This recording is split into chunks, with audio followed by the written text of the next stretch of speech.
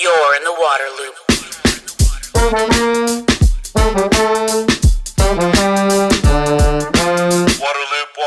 Waterloop.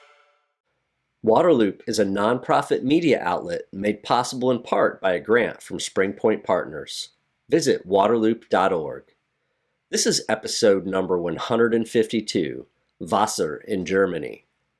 Traveling presents the opportunity to make observations about many aspects of the world, including about water.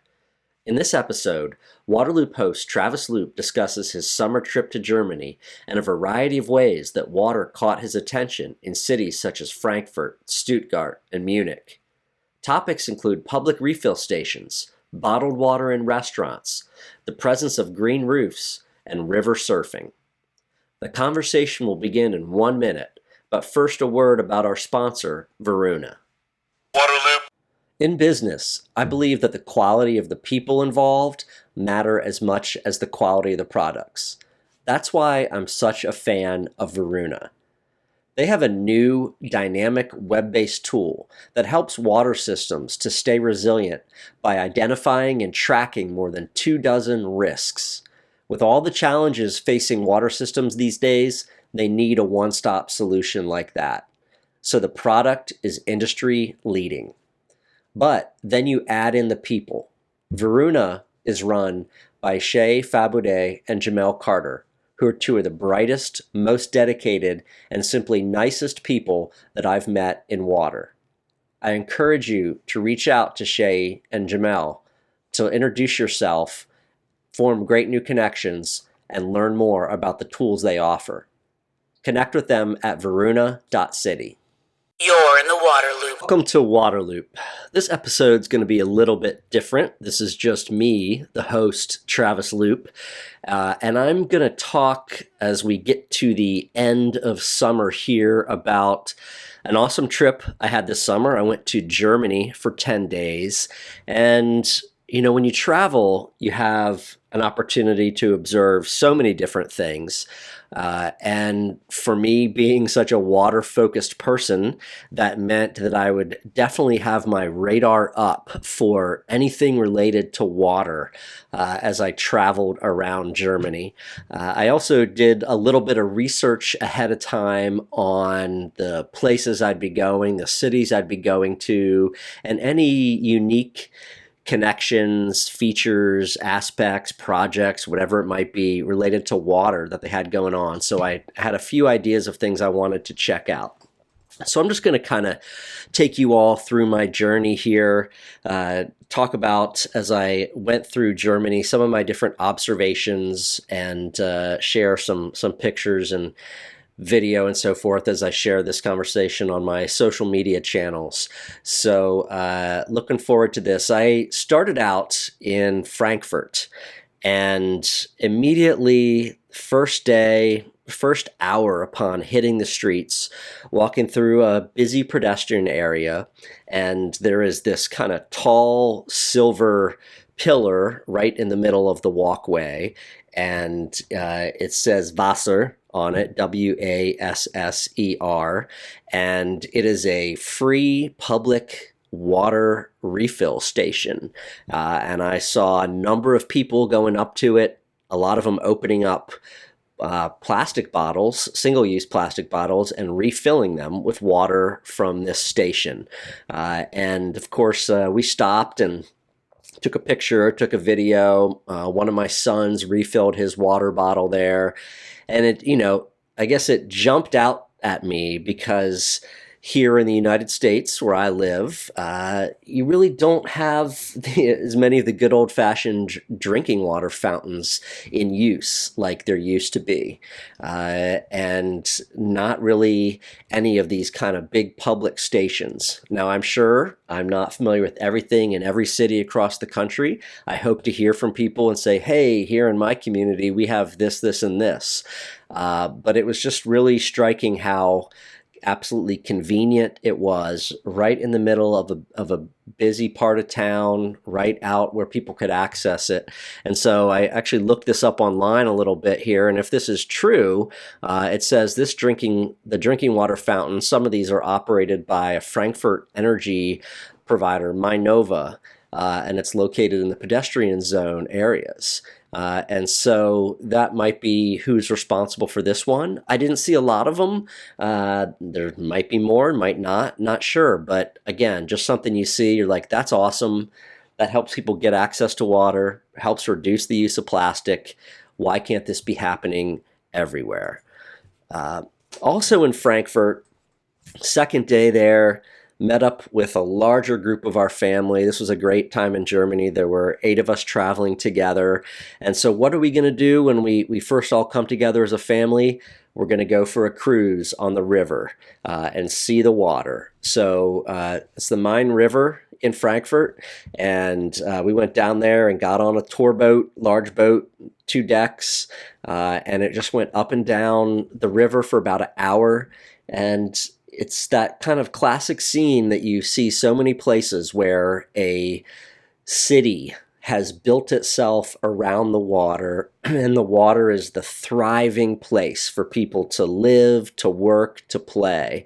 Along this ride in Frankfurt, saw lots of really cool residential buildings and centers that were right on the water. Saw office spaces that people had on the water, and of course old industrial areas. That seems to always be by the water too, as a way to move things around. And again, being the water person that I am and seeing that river, I just struck me how awesome it was, how we as people, wherever you travel around the world, you find the water and you find so much activity happening.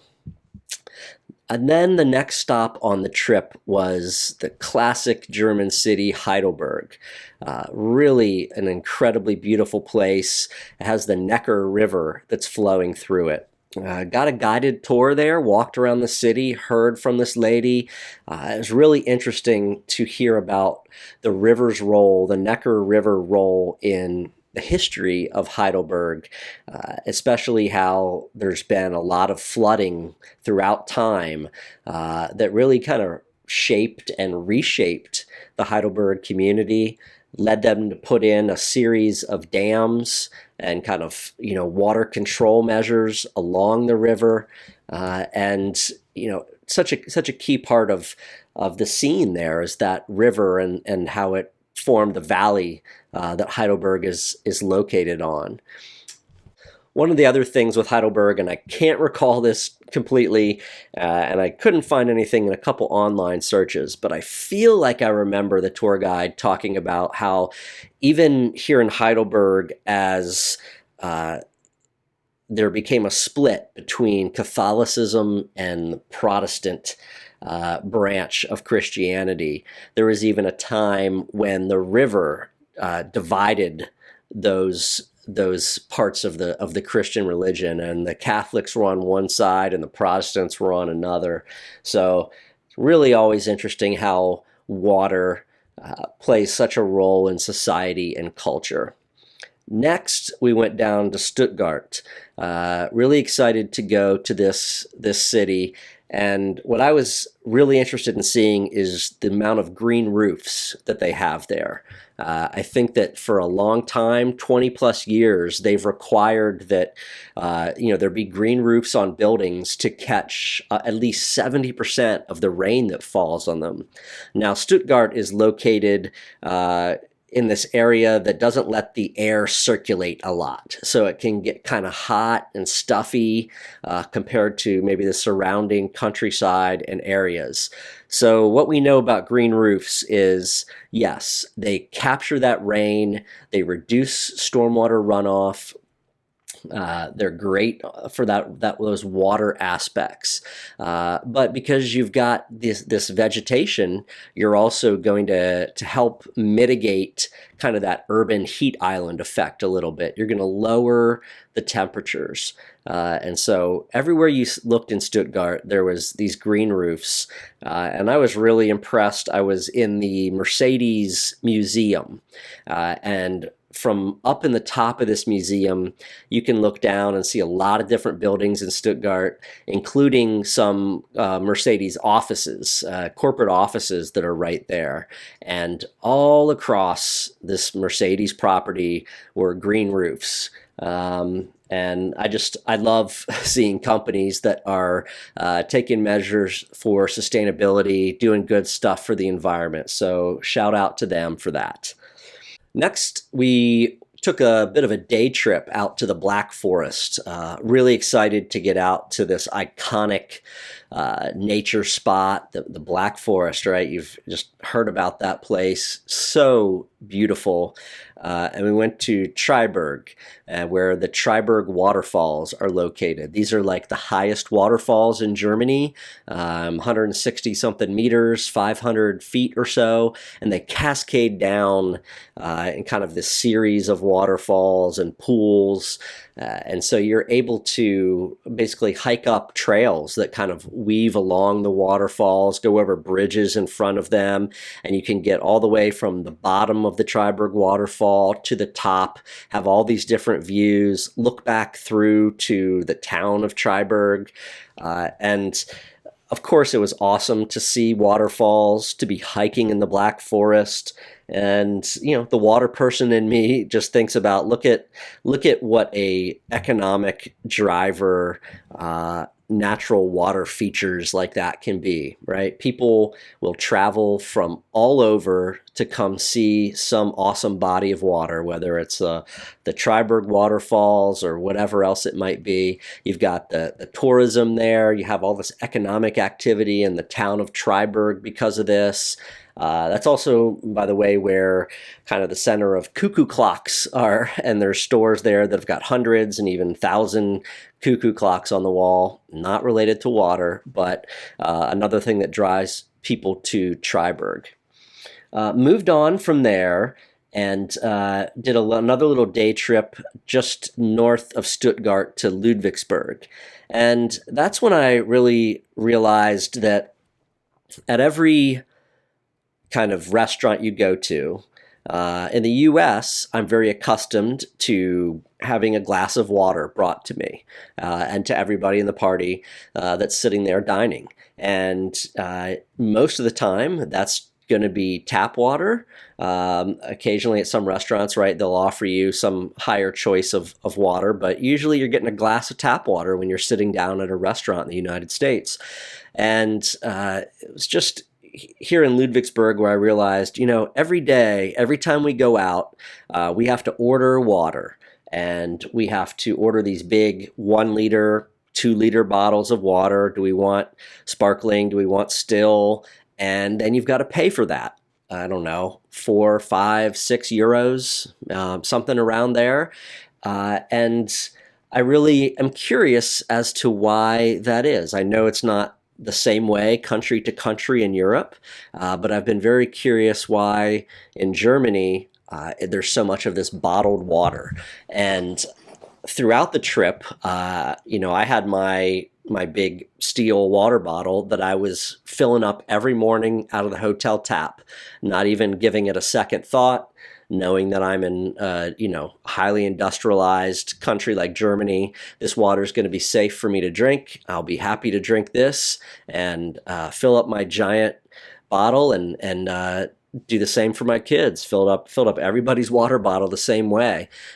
So love to try to learn a little bit more about why there is this bottled water. Is it because people don't like the tap, the taste? Is it because of the labor that's involved in, pouring glasses of water and washing those glasses? Is it a opportunity to make money off of the bottled water? Not sure. Something that I don't have answers to. Next, to kind of conclude the trip, went over to Munich for several days. Awesome city, really loved that. Actually went to the Munich Zoo one morning, needed to take the kids for an activity like that. And I always just love this when this happens. I can't remember exactly what exhibit I was at, but there was just a whole series of educational panels about water pollution. What are the different ways that our water gets polluted? What are the different ways there is to clean that up? And even though this was all in German, having worked in water for so long, I understood the diagrams showing pollution coming off ag fields or pollution coming off of pipes, or the impacts it had on fish and wildlife, and then even showing some of the ways that this water would be cleaned up or treated, nature-based solutions like restoring wetlands. And so it always puts a smile on my face to see educational displays about water, especially when I'm in some other place like Germany. Then another day went up to the oldest brewery in the world. It's been run almost for 1,000 years, and also went to the Hofbrauhaus, the iconic Hofbrauhaus in Munich. I am definitely a fan of beer, enjoy it a lot, and so it was very cool to go to Germany. Obviously, the incredibly rich beer brewing tradition of Germany, and learn a little bit more about the styles that they have there. A lot of Pilsners and Dunkels and wheat beers, the Weissens and Radlers, and really cool to, learn about this Germany purity standard that requires just the simple ingredients and water to be used. A lot of the German beers are not these crazy hop forward, very strong flavor beers like you get in the US these days. And I think that lets the water shine a little bit more. That's something that I've heard people talk about is, when you have something lighter like a lager or whatever, that the water quality is even more important. So enjoyed that aspect and definitely enjoyed the beer. I think the big last observation I had from my trip was in Munich, and you have this incredible city with just these historic landmarks, and one of the most crowded places that I found was along the river in the heart of the city. People grouped all around this overpass and the sides of the river where this bridge was, because the river hits a little something on the bottom and it creates a wave for surfing. So you're in this landlocked part of Germany. You're in the heart of one of Germany's biggest cities, and you've got people surfing in the river. It's maybe a waist-high wave, 3 feet or so, different from surfing in the ocean, and a big tourist draw. People sitting there just watching for a long time. And as a surfer, I sure wish that I had more time to go rent a board, get a wetsuit, and spend some time figuring that wave out. I know it would have been different from how you catch kind of a moving wave in the ocean, but maybe I will be back one day and hope to do that. So really, really cool to have a vacation, have a great time with family, see Germany. What an amazing, beautiful, fun country. But then I learned a tremendous amount about water through that whole journey. I still got a lot of questions from all these things I brought up in the podcast today. So I hope to keep learning, and I hope that on all my future trips, I get to have water experiences like this as well. So thank you all very much. Waterloop. Thank you for listening to the podcast, and thank you to this episode's sponsor, Varuna. To find all episodes, sign up for email updates, and connect on social media, visit waterloop.org. Waterloop, Waterloop, Waterloop.